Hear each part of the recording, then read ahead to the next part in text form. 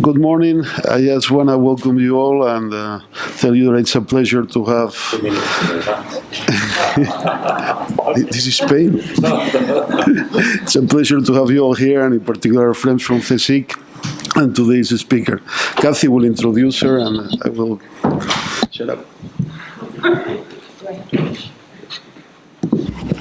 Welcome, everybody. It is a pleasure to have in Madrid Paula Stephan with us, eminent scholar, model for women researchers, for male researchers, anyone, expert in the scientific labor market, who has, and many other things related to science, the promotion of science and scientific careers, and who has written seminal books, recent but already seminal, like the one How Economics Shapes Science. And to me, one of the main contributions, well, it cannot be just one, but one big contribution of Paula is that she applies the economic way of thinking, incentives, cost, bad incentives, good incentives, to the science, how science develops, how scientific work,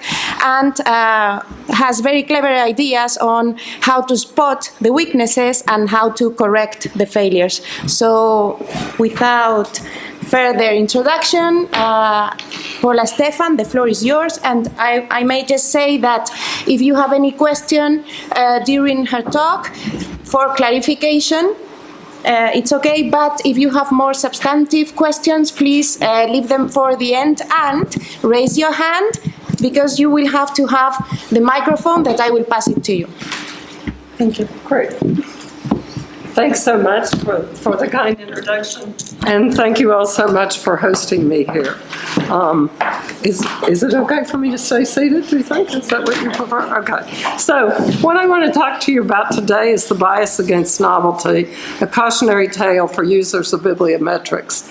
And this work is joint with Jean Wang, who was at KU Leuven when we worked on this and is now at the University of Leiden, and Reinhilde Wulliger, who a number of you probably know, and who I've had the pleasure of working with at least for the last 12 years of my career, and is at KU Leuven, but also very involved with the European Research Council, as you may know. And this paper was just recently published in Research Policy.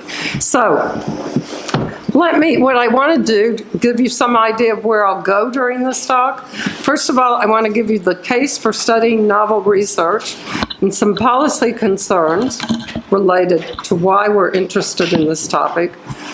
Then I'll look at measures of novelty and how we go about measuring novelty, what our findings are, implication for policy, and caveats, and where we hope to go in the future with this research. So I always think it's nice to tell people what we found at the beginning, so in case something happens and I don't get to the end of the talk, you'll have some idea of where I've gone. So in a nutshell, what we do in this research is we develop a bibliometric measure of novelty. And we find a high-risk, high-gain profile of what we call novel research, and I'll explain to you what I mean by novel research as I go along. Novel research has more average citations, but also a much larger variance in the citation. In other words, we find a lot of citations at the top of the distribution and a lot of citations at the bottom of the distribution. Novel research is more likely to be top-cited in the top 1%, but in the very long run, you'll see that in the first few years of its life, novel research underperforms non-novel research in terms of citations, and it's more likely to stimulate what we could think of as breakthrough research. And these are characteristics we expect if novel research is correlated with breakthrough research. We also find highly novel research is more likely to fail. I just said that really at the bottom of the distribution. And Other findings are that the appreciation for novel research really comes from outside your specific field. Where all the citations are coming from are often outside the field of that it was published in. And that there is a very strong bias against novelty in short-term bibliometric measures. So one short-term bibliometric measure that we're all familiar with is journal impact factor. Journal impact factors are usually based on 2 to 3 year citation counts, and we find these are very biased against novel research. I'll explain what we find in a few minutes. And we also, as I said, find that short-run citation patterns are also very biased against novel research.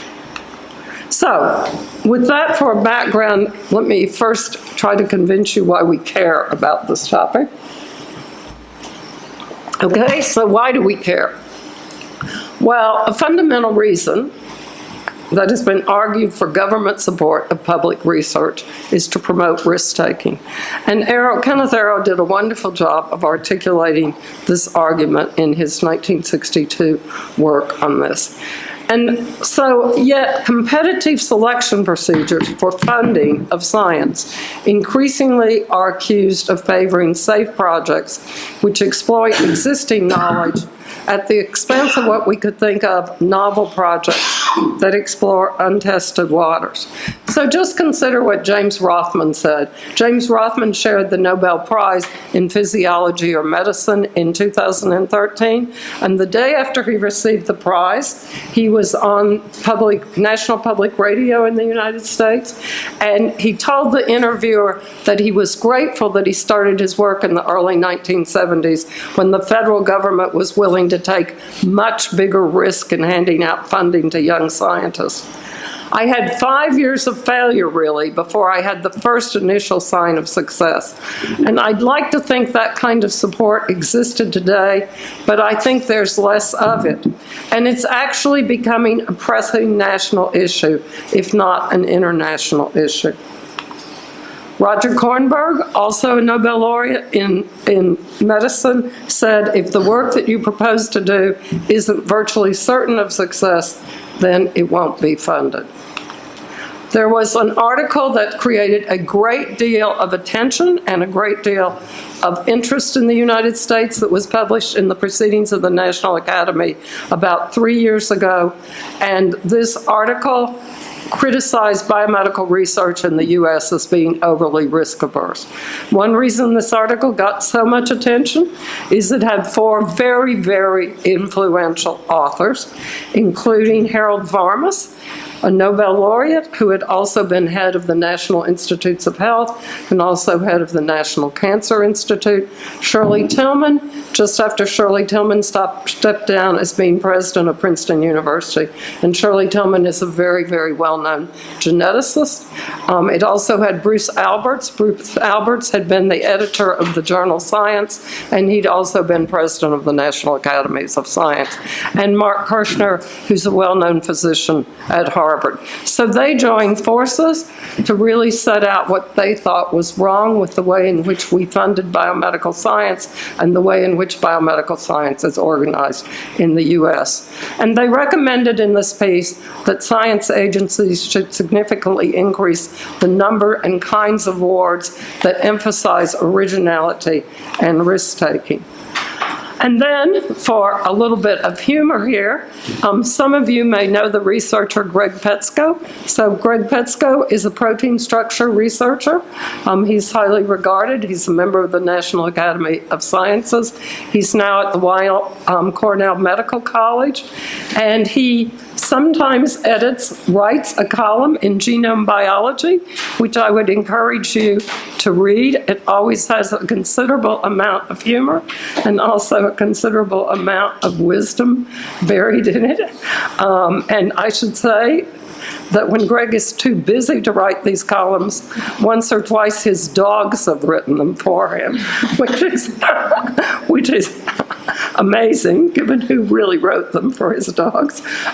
Anyhow, in this 2012 piece, Greg explores reasons why Columbus's proposal, finding a new route to the Indies by sailing west, is hypothetically rejected. Okay. So let's see what happens here. So his take on Columbus's hypothetical rejection is that it's too ambitious, that the monarch suggests he go to Portugal instead, that he lacks preliminary data, that the failure would be absolutely disastrous for the funder. Think of how it would look if we funded something that didn't pan out. That it's a poor fit for the reviewers. The experts, Da Gama and Magellan, are too busy for review. He went on to say they were out on their own expeditions, okay?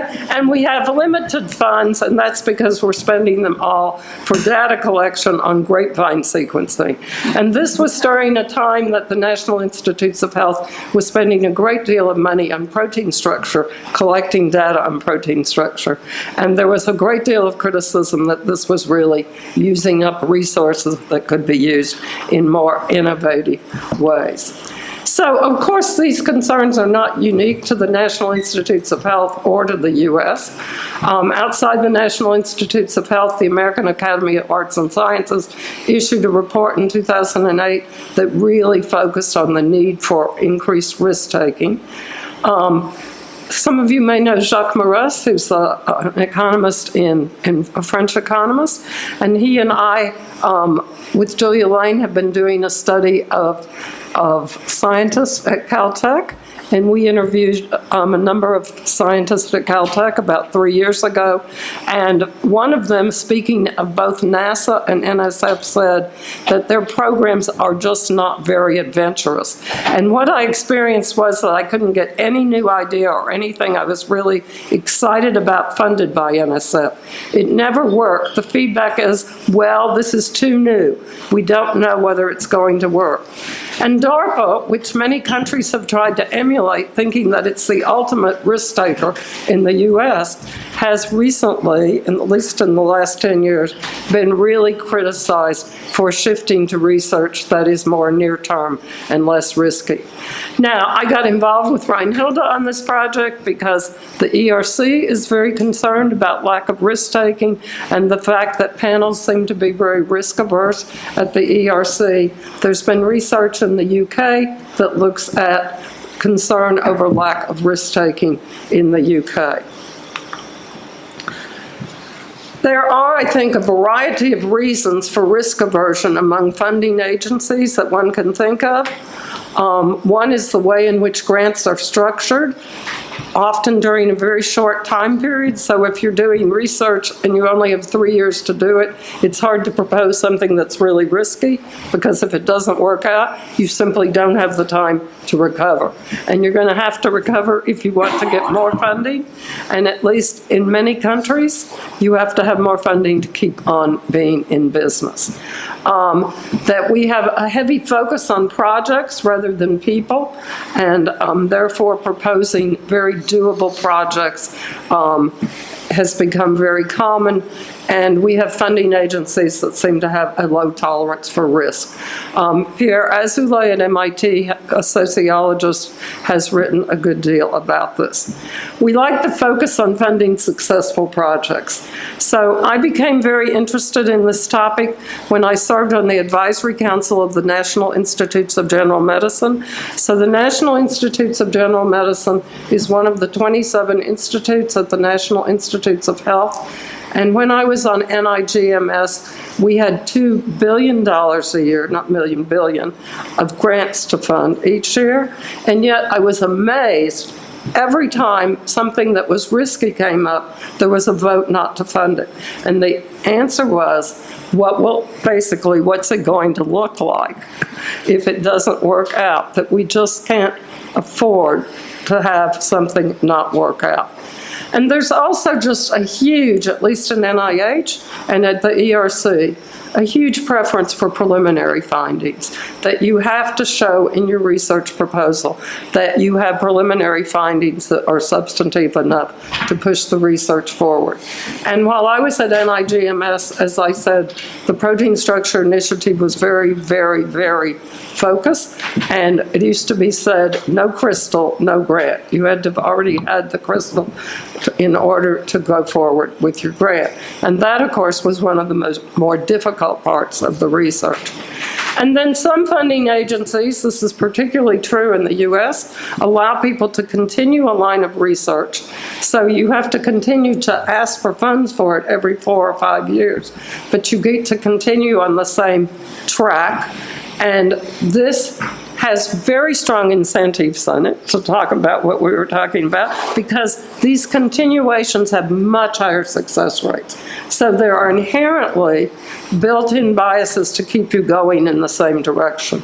So I've seen NIH proposals where somebody's in their 44th year of funding on a research topic.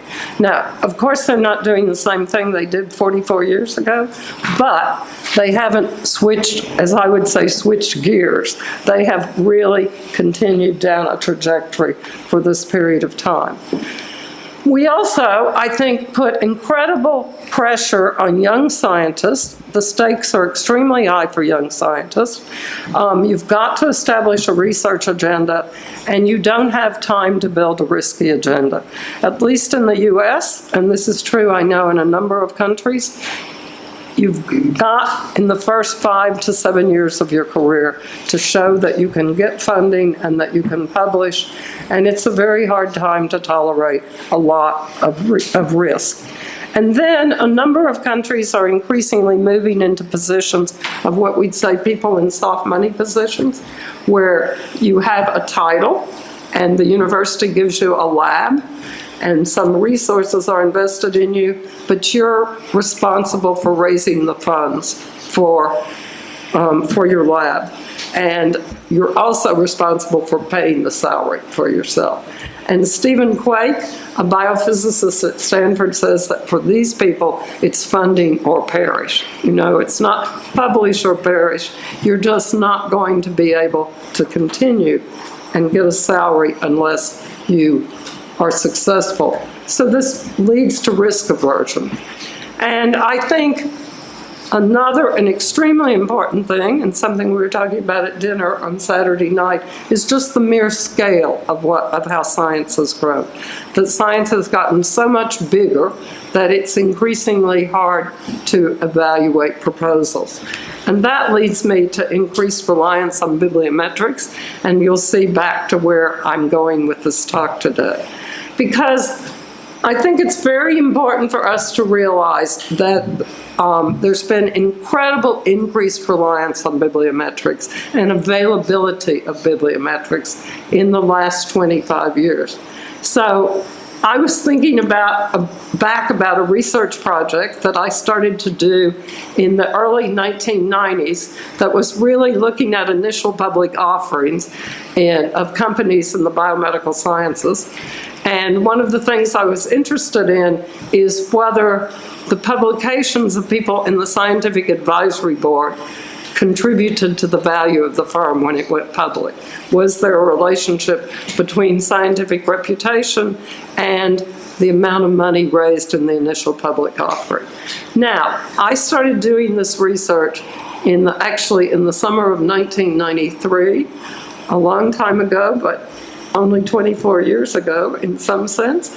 And the only way I could get citation counts at that point in my life was to go to my library and check out a stack of ISI reports, and look up each scientist and open it and look at their citations and count their citations. And after a couple of hours, go back and come back the next day and count them, and eventually talk to a graduate student into helping me in the project. But they weren't very available, okay?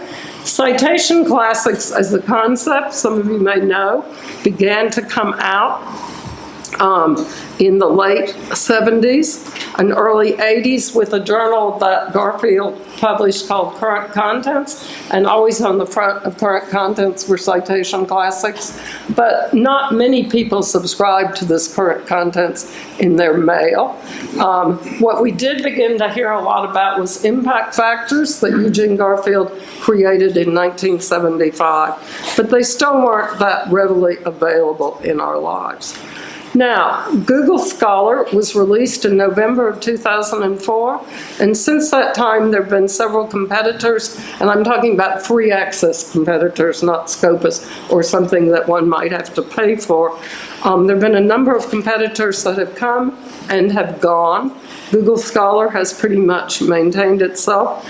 And just so Reinhold can tell you that Google Scholar is really the work of one person at Google, in case it's not a mass of people working on this. It's really the idea and the programming of one person there. So, in the past, web access to citations were not readily available, but now we have incredible increased ease of getting bibliometric measures. And I think one thing to think about is that as a community, we really see, I think, remarkably increased reliance on bibliometric measures. And we see it in all aspects of academic life and in funding life. So if there's a bias against novelty in bibliometric measures, perhaps it's one reason why we're becoming less risk averse to the extent we're becoming less more risk averse. So, before I show you our findings, let me just talk a little bit more about the use of bibliometric measures in grant review. So there are some funding agencies that absolutely require inclusion of bibliometric measures. So I review occasionally for the Czech Republic Science Foundation, and you have to include bibliometric measures as part of the application. I referee for Flanders. You have to include bibliometric measures in their applications. You have to include the journal impact factor with all of your publications. In Italy, there's a very similar practice. In Canada, you don't have to include them, but you're invited to include them, and not including them is somewhat of an admission that you don't have anything that you might like to show. So, and I should also say in Canada, you're invited to include your H factor. So these are an array of bibliometric measures. Of course, there are lots of places where bibliometric measures are not required. At NSF, they're not required. At NIH, at the ERC, at the National Natural Science Foundation in China, for example, they're not required. But what we find, and this is really very, very clearly going on at the ERC, we find that it's very common for applicants to include bibliometric measures in their application. And when we've done interviews with people who are applying to the ERC, they will say the reason that I included them was I didn't want to include them. My institution told me I had to include them. So before my institution signed off on it, my institution said you have to go back and you have to include bibliometric measures in your. And then of course we know that if the applicant doesn't, reviewers often do refer to bibliometric measures. So I don't know how many times this has happened to members of this audience, but I know I've been at a number of review places and also served on a number of tenure committees and also written a number of evaluations for tenure at other institutions. And either I look at the bibliometric measures or they're included, or we discuss bibliometric measures during the discussion. And I think despite admonitions of funders that you shouldn't do that, they're widely discussed during. And at least when I was on NIGMS talking about impact factor and always looking to see if the candidate had either a publication in Science or Nature, I mean, that's what everybody in the room was focused on during review. So basically, journal impact factor. And of course, we know this goes beyond funding decisions. Hiring and promotion decisions are based in part on short-term bibliometric measures. I think that's true here in Spain. It's definitely true in Italy, in the UK, and many institutions, of course, have journal lists that they refer people to, saying that you need to publish in an A list, a B list, etc., and people are evaluated that way. And of course, there are many countries that allocate funds to universities on the basis of bibliometric measures. So it's not just that funders focus on them and that resources are distributed this way, scientists also focus on bibliometrics. And I think Jacques Maras and I were quite surprised when we did these interviews at Caltech. And for those of you who are not familiar with Caltech, I would have to say it's one of the top 3 highest rated institutions in the US. It's extremely selective. It has a faculty of 360. It has no aspirations to grow, and it certainly attracts very impressive researchers. And yet when we did interviews there, what did they say? We asked them what are measures of success and what determines where you submit an article. And look what they said. I use the impact factor a lot. I look at bibliometric data. It's easy to look at. Impact factors have merit. I don't explicitly target impact factors, but I occasionally look at impact factors. A little depressing. Okay. If anyone in here knows Jacques, was dumbfounded that people said this. Okay. So with that for background, let me talk about the case for studying novelty and our empirical findings. So really the case for thinking about this is that breakthroughs are assumed to advance the knowledge frontier, and that research that attempts to move the frontier is, we think, inherently risky. And research underpinning breakthroughs is often driven by what one could describe as combinatorial novelty, and I'll explain that in just a minute. So it's an empirical question of whether bibliometric measures are biased against novelty, and if so, what kind of bibliometric measures have such a bias. And in this perspective of knowledge creation, you can think of researchers as working with a piece of knowledge, and they combine pieces of knowledge to generate new knowledge. And exploitation really uses knowledge pieces in well-understood ways, and exploration uses existing knowledge in what we could think of as new or novel ways. And it's been argued by a number of people, including Paul Romer and Hal Varian, that explorative research is more likely to lead to breakthroughs than exploitative research. And this kind of view of combinatorial novelty has been embraced by a number of leading economists, or past leading economists, including Schumpeter, Dick Nelson, and Sid Winter. So just consider this quote by Sid Winter and Dick Nelson, that the creation of any sort of novelty in art, science, or practical life consists to a substantial extent of a recombination of conceptual and physical materials that were previously in existence. It's also this kind of view of novelty has been embraced by psychologists and by some sociologists. It's possible, one reason that Leo Szilard, excuse me, I don't think I pronounced his name quite right, may have been so productive when he switched in the early 1950s from physics into biology. I should note that the popular press now likes to talk about the Nobel Prize as having morphed into a prize that recognizes novel insights, and it's really a combinatorial view of novelty. So there have been a number of researchers who've begun to look at this kind of combinatorial view of knowledge to see if it leads to different kinds of research results.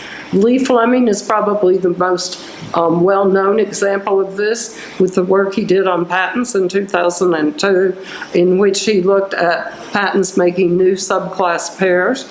Reinhilde and colleagues have also looked at this for patents. There has been some work by economists and sociologists looking at this for papers. Some of you may have seen the paper by Uzi and colleagues that was published in Science in 2013 that tries to determine how atypical an article is by looking at the references in it. And it uses references as some measure of just how atypical the background for the article is. Pierre Azoulay, who is a sociologist working at MIT, looked at medical subject headings of people who were applying to NIH and to the Howard Hughes Medical Institute, that's HHMI, to look at whether they made unusual combinations of those and what happened to their research going down the road. And Kevin Boudreau has done a very interesting study that he just published in Management Science, in which Harvard ran an experimental program, a very small grant program. You could apply for $100,000 in research funding if you were a Harvard faculty member in the medical school. And the proposals were evaluated by Harvard faculty, and one of the things he looked at was whether the proposal used new novel combinations of medical research, medical subject headings. And what he found, and it's quite interesting, is that the proposals, that there was a very, very strong correlation between the score that people got on their proposal and whether they did not make novel combinations, all right? In other words, the proposals that made more novel combinations got significantly lower scores by the faculty. So what we do here is we have a measure that combines looks at whether the article uses new combinations of reference journals never before made in the literature. So what do? Let me give you the specifics. For each paper published, and we're going to look at papers published in 2001, so we have a long enough time to look at what happens to them over time, all right? So for every paper published in 2001, we retrieve the co-cited journal pairs in the journal, and we check to see if the pair has been made before in the last 20 years. And I'll give you a specific example of this in a minute, because I think the methodology is just a little hard to follow at first. And we identify pairs, if any, that are novel. In other words, they haven't been made before in the last 20 years. And for the novel pair, we then compute just how difficult it was to make that novel pair by looking at whether it has what in bibliometrics are called common friends, using a measure of cosine similarity. So we compute this difficulty and we sum the difficulty score for all novel pairs in articles to get a novel score for the article. So we really check how distant it is, the new journal pair is, by comparing co-cited journal profiles based on common friends. I'll give you an example of this in just a minute. But we avoid trivial combinations. We exclude 50% of the least cited journals in the preceding 3 years. We require the new combination to be reused in the next 3 years. And then we go back and we re-estimate everything, and we throw out those assumptions, and we find the results are very robust. But what I'm going to show you today are based on those first two restrictions. Okay, so let me give you an example, and there are people in this room who will know much more about this example than I do, so apologies to you. But this is work by Peter Klein and colleagues who found that valproic acid, VPA, inhibits histone HDAC, a class of enzymes. And this article was published in 2001 in the Journal of Biological Chemistry. So, just for background, VPA is a short-chain fatty acid widely used for treating epilepsy and bipolar disorders, and how it works in these settings had been unknown. And what Klein and colleagues discovered was a direct target of VPA. And this led to the hypothesis that VPA inhibits HDAC and then activates gene expression, and they tested the hypothesis. And the discovery contributes, one could argue, to fundamental knowledge. It also suggests new possible targets for treating bipolar disease and new treatments for cancer, or did at the time. So this paper that was published in 2001 had 42 Web of Science references in the paper, all right? And of the possible 861 journal pairs from those references. 9 turned out not to have ever been made before in the last 20 years. What do you mean by journal pairs? So, I mean, if you look at the references, it had 42 references, and if we look at all the possible combinations of those references, like the American Economic Review with research with RE-Stat or whatever, that's a very common combination to find in references. But is there a combination of those references just in pairs that has never been made before? Okay? So you're looking at whether these journals have been cited together in a publication before, okay? So there are 861 possible pairs, and it turns out that 9 had never been made before, okay? And these were in the journal Gene Expression with other journals such as Journal of Clinical Psychiatry and the Journal of Neuropsychopharmacology, all right? And on our measure, this paper gets a novelty score of 6.89, and the Journal of Biological Chemistry, where it was published in 2001, had an impact factor of 7.258. And over this period of time, this paper became a top 1% cited paper. So just to give you some idea, these are the 9 journals, all right? These are the 9 journal pairs that had never been made before. So you see Gene Expression in the Journal of Clinical Psychiatry, and we compute it to have a novelty score of 0.88, and this is Gene Expression in Neuropsychopharmacology, and that combination has a novelty score of 0.72. So how do we get this kind of score? Well, we invert this huge matrix, okay, that has all of the common friends in it. So just to give you a little bit, here's Gene Expression, and Gene Expression, of course, it's a null set with itself, but the second journal is the Journal of Clinical Psychiatry. So they had not been cited, they'd never been cited before, so this is a 0. And here's Gene Expression citations with this 4th journal. The 4th journal is the Journal of Nucleic Acid Research. So 307 times it had been cited together as a pair, and that same journal had been cited 42 times with the Journal of Clinical Psychiatry. So they are common friends in some sense, these 2 journals, do you see? And you keep on, this matrix is huge. This is just a snapshot of it. So then you compute the measure for that one combination by looking at cosine similarity, and these are the products of the common friends. And if you do that, you find out that in this particular case, the score, as we said, was 0.88 for this pair, and then you add it up for all of these pairs.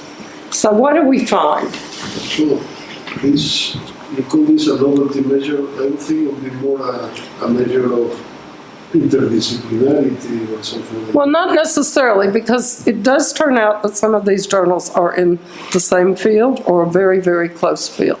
But it is, the measure in some ways is related, but we've done work, or not me, but Jean Wang has done work looking at interdisciplinarity.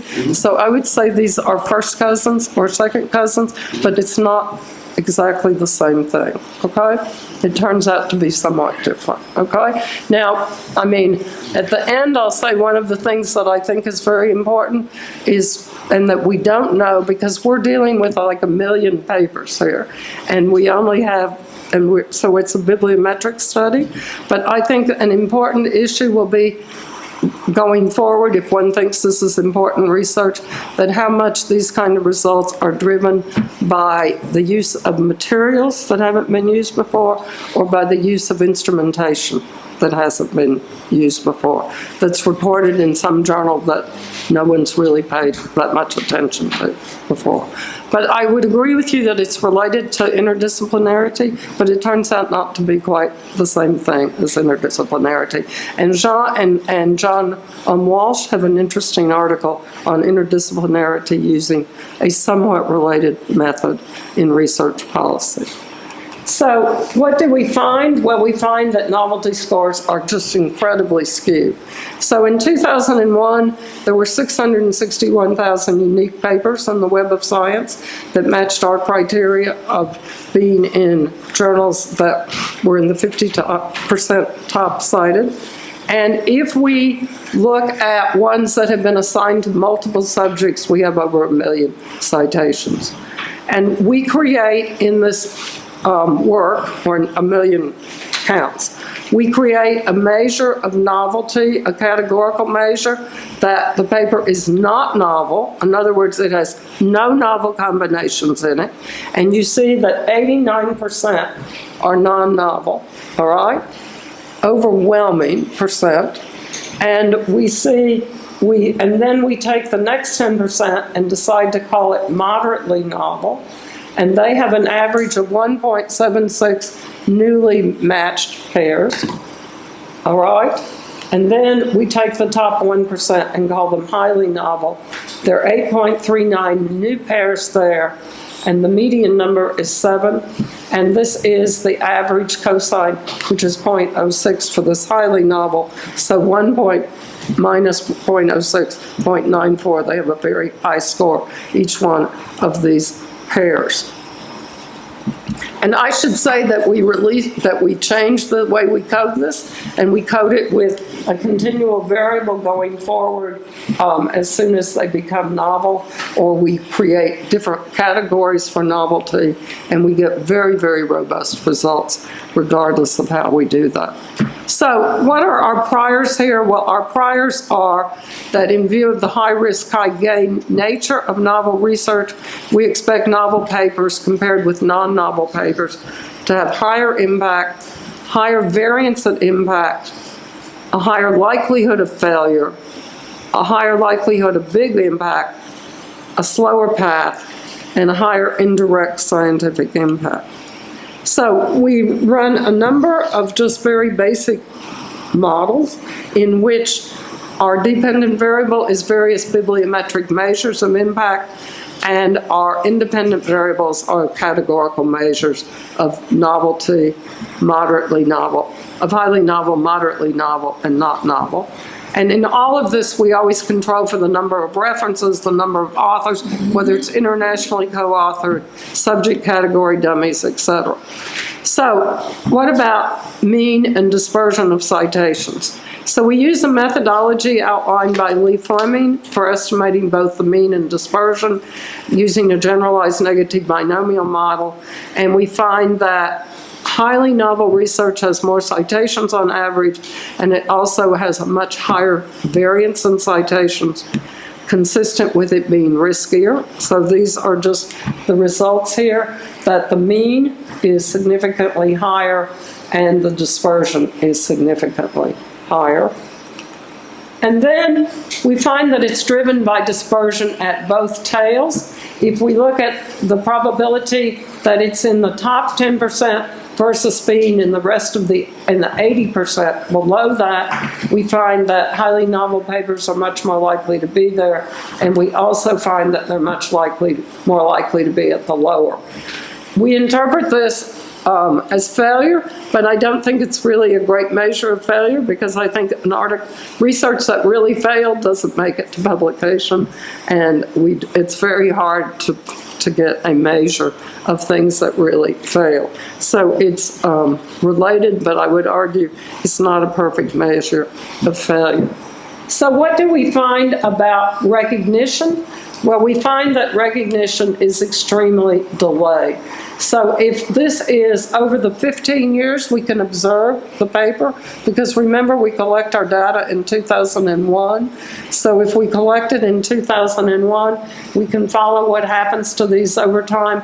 And I think it's quite interesting that the profile for non-novel research, the probability that it ends up as being a top 1% cited article, is completely flat over the whole period. It doesn't change, all right? Or it changes, excuse me, only after the first year. But if you look at the highly novel papers, they only begin to show their stuff, so to speak, after about 3 years, and then the probability that they are highly cited continues to grow over time. While the moderately cited grow somewhat, but are much more closely related to the not novel. What about in the very short run, where they're significantly less likely to be at the top 1%, as you could see pretty much from the diagram I showed you. So this delayed recognition, of course, is consistent with them being ahead of their time. It's consistent with the literature on resistance from a larger community. It's problematic for evaluation when short time windows are taken, I would say. I understand, but I'm not completely sure, so correct me if I'm wrong here, that the National Agency for Evaluation and Foresight in Spain uses a fairly short window of 5 years, is that correct, for evaluating people? So, you know, if you go back to this, they're beginning to show their things, but the first few years they haven't done very well in this citation. And we have to remember that journal impact factors are primarily based on 2 to 3 year citation windows. So that means that journal impact factors are really ignoring these kinds of papers in many ways. So this comes to your point. There's a lot of transdisciplinarity working out here. So where do these citations come from, all right? So if we look at the number of fields that are citing these highly novel papers, we find that highly novel papers are more likely to be cited in more fields, right? And that the ratio of foreign field citations to citations within your field is higher for highly novel paper. And then you can do some kind of common friend bibliometric measure, and you find that highly cited papers are more likely to be cited in more distant fields, slightly more likely. It's significant. And then you say, where are they being cited? And it turns out that what we observe is being driven by the fact, for these highly cited papers, that they're being cited outside their field. And if you think about this, and for many of you know Robert Merton's work and the talk of the Matthew effect, so this is a doff of our hat to Robert Merton. You could call this the gospel effect.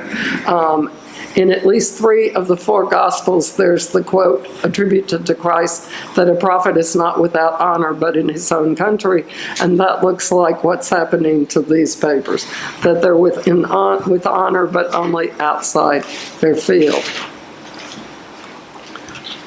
I thought I had a diagram of this, but I don't. So we see that they're much more likely to be cited in the foreign field. Oh yeah, this is good. So what do we see? That in their home field, they really stay. This is the highly novel. They're even less appreciated than the non-novel. And where they really pick up is in the foreign field, okay? That's where they're appreciated. What about follow-on research? So since we looked at these papers in 2001, we look at papers that are published in 2002, 2003, 2004, not these papers, other papers, and we compute whether papers published after that end up as being a top 1% cited paper, and then we look at citations they have to journals published in 2001, and we find that papers that cite the highly novel papers of 2001 are much more likely to be top cited later. So it would appear that research builds on this, and that follow-on breakthroughs, big hits, are more likely to have cited highly novel papers. What about the relationship with journal impact factor? Well, we find that if we control for all kinds of characteristics of the article, that these papers are being published in lower journal impact, in journals with lower impacts. Of course, we don't know whether that's an editorial decision or the decision of the author to who submitted it to where, but you see a negative correlation between the two, regardless of how we run it, and controlling for lots of things. So we do an enormous amount of robustness analysis. In terms of scientific fields, in terms of keeping papers with only one field, in terms of varying our measure of novelty and the way in which we estimate a number of things. And the results are remarkably robust with a couple of exceptions. So here are the exceptions. The higher dispersion rate result holds for all fields except the social sciences. The 15-year window that it takes a long time to become highly cited holds for all subfields. The short-term bias holds for all fields except the humanities. And the high impact factor result holds for all except the humanities. Now, we think the humanities probably, as we all know, are very different in terms of the role that books play and that non-journal articles play in scholarship in those fields. So in terms of summary, we develop a bibliometric measure of combinatorial novelty for individual publications. We study the relationship between novelty and citations using this 2001 database from the Web of Science. We find this high-risk, high-gain profile. And we argue that very short-term bibliometric measures, particularly the first 3 years of looking at a citation history, as well as journal impact factors, are biased against novelty. This is just a summary of the results. I think in many ways this is the most interesting one, although as we learn that it's also depends on being outside the field. So in terms of implications, science policy is really, a lot of it's based on short-term bibliometric indicators and journal impact factor, and to the extent it is, it has a bias against novelty. And an over-reliance on such measures, I think, directly discourages novel research that might be of great value. And it's possible, but of course we don't know, that the findings may help explain why funding agencies are widely perceived as being increasingly risk-averse. And I should also argue that I think it's a very empirical question to the extent that risk aversion has grown over time. And if anyone has a good measure for how to measure risk and go back historically and try to do that, I welcome a discussion of that. Because I think it's everyone's perception that as a community across the world, we've become more risk averse when it comes to passing out funding, but it's difficult to absolutely nail that. Our results certainly give credence to what Kevin Boudreau found, that Harvard professors downgraded novel research proposals, and it suggests that a heavy reliance on JIF and short time windows should not, that if we rely on these for other kinds of decisions like promotion and the allocation of funds, that will also be biased against novelty. So let me just close really briefly by talking about some policy recommendations. So as some of you may know, the journal Nature has a comment section every week, and Nature invited Reinhilde and me to write a piece for them, a comment based on this research, and we were happy to do that. You don't get to choose your illustration, and you don't get to choose the title that Nature puts on it. But in April 27th, they published this piece called Blinkered by Bibliometrics. Okay. They were very happy with their title and with their illustration. And what they really asked us to focus on was a set of recommendations for different constituents, what we thought our research did for different constituents. So from funders, we think it's very important to stop applicants from providing short-term citation counts and journal impact factors. And if you find them in proposals as a funder, I mean, we recommend that funders get rid of them, that they shouldn't be there, and that you shouldn't require them to start with.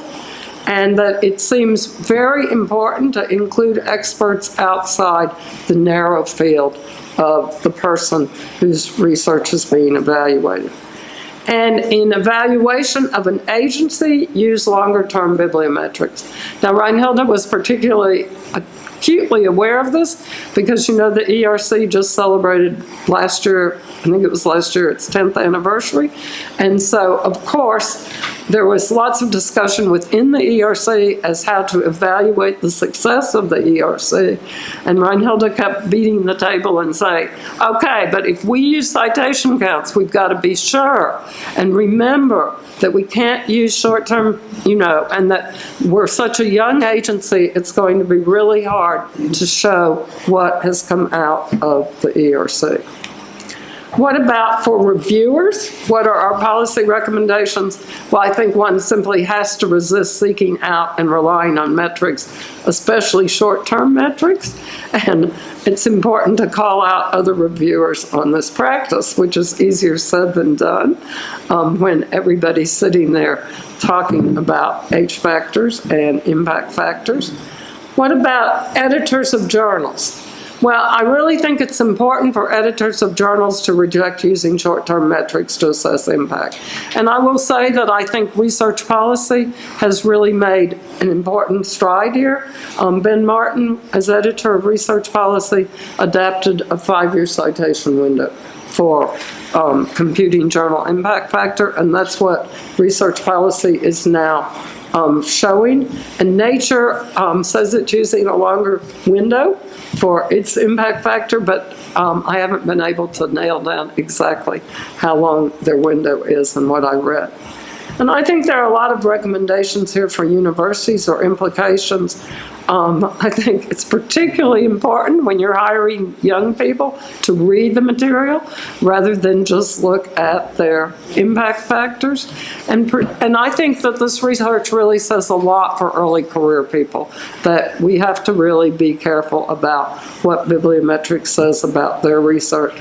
And we have to watch out for realizing that journal impact factors seem to have a bias also.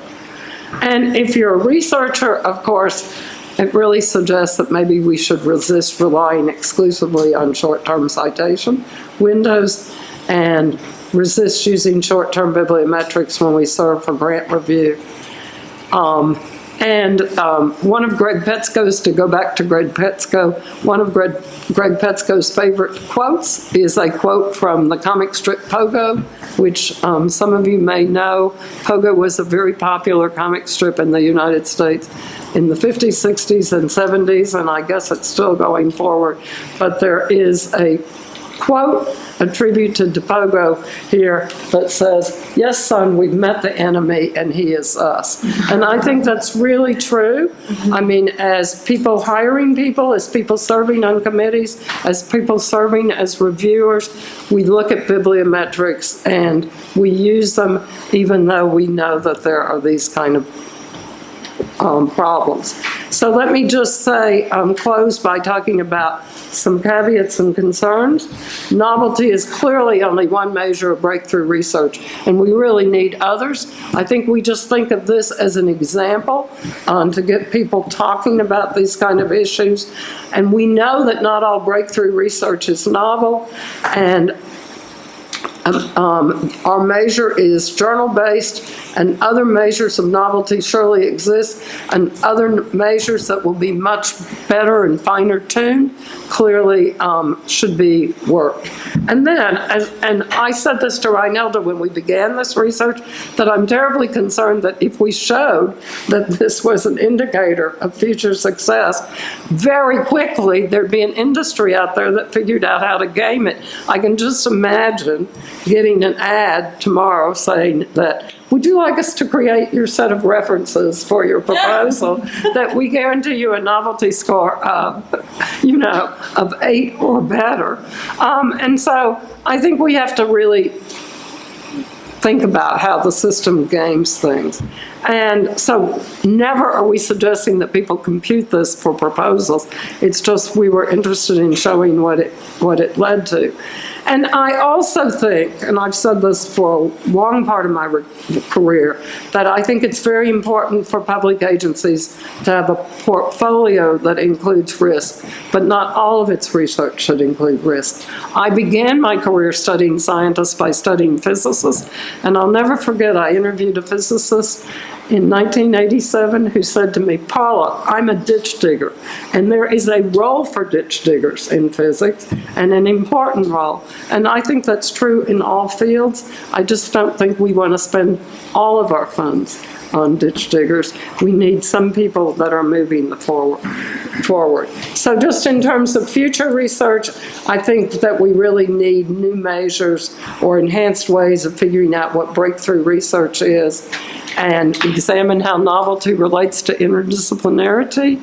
And as I said a few minutes ago, I really think we need to know more about risk and think more about, we know how to measure risk in finance, but we don't seem to have good measures of how to measure what's happening in risk when we look at research portfolios. And I think that's important. I think it'd be interesting to know how novelty of proposals relates to structure of grants. There's a great deal of work right now going on at NIH. I serve on a committee that's looking at recommendations that we hope will change the incentive structure for the next generation of biomedical researchers in the US. This is the National Academy Committee, and we're talking about changing the length of grants, the way in which grants are reviewed. Well, I think it's important to think about how that plays out. Those kind of changes might be related to this. I'm personally very interested to think about how novelty relates to age and gender issues. Are there times in your career that you're more risk-taking? And I think it's really important to look at how much a measure like this is not only interdisciplinary, but also is instrument or methodology driven. If I think about what have been a lot of the great advances in econometrics and economics, some of them came from epidemiology, okay? And they were brought directly from epidemiology into economics. So we need to know more about that. We are fortunate, Reinilda and I, to be able to do some work with ERC grants, and so we'll be looking at some ERC grants and being able to measure novelty. We're doing some research there, and then some of you may know that with 2 Italian researchers, we did a survey of about 19,000 scientists in 16 countries. We did the survey in 2011. It's called the Globe Chi survey, and we have lots of demographic information and bibliometric information for that sample, and so we're talking about using that to look at age and gender issues. So let me end there, and thanks very much, and I open it for discussion.